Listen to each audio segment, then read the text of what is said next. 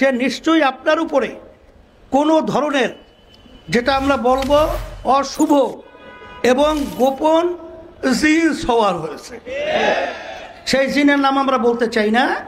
যতক্ষণ পর্যন্ত বিচার খুলিতে দৃশ্যমান না হবে ততক্ষণ পর্যন্ত পূর্বের নিয়মে এই নির্বাচন বাংলার জমিনের ভিতরে হতে পারে না, হতে দেওয়া হবে না। আমরা পরিষ্কার বলছি, এখন কিন্তু সর্বশ্রেণীর মানুষ, সাংবাদিক এবং সর্বমহলে সকলের দাবি হলো পিআর পদ্ধতি নির্বাচন বাংলাদেশে অনুষ্ঠিত হতে হবে। যে তিনটা মৌলিক দাবি বাস্তবায়নের পরেই এদেশ সুন্দর হওয়ার প্রক্রিয়া, এইটাই সে আমাদের কাছে ব্যক্ত করতে চেয়েছে। এর ভিতরে একটা হলো সংস্কার এবং খুনি গুমি টাকা পাচারকারীদের দৃশ্যমান বিচার, আর এরপরে হলো জাতীয় নির্বাচন। আমি অন্তর্বর্তীকালীন সরকারকে বলবো, আপনি বলেছেন এটার পরেই জাতীয় নির্বাচন, কিন্তু সংস্কার কি হয়েছে?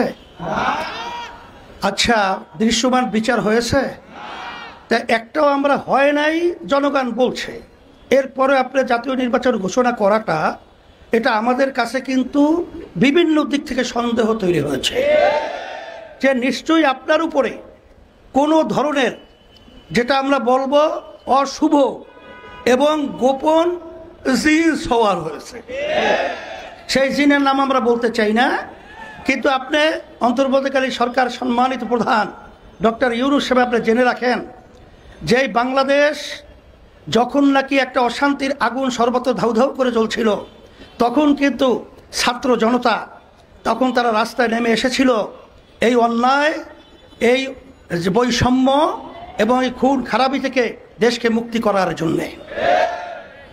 যদি কোনো অশুভ চক্র এবং কোনো জিন সওয়ার হয়ে আপনাকে চাপ প্রয়োগের মাধ্যমে এই ধরনের ঘোষণা দেওয়া থাকে, আমরা পরিষ্কার বলছি যে আমরা কিন্তু বাংলাদেশের মানুষ, আমরা ছাত্র জনতা, আমরা কিন্তু রাজপথ ছাড়ি নাই।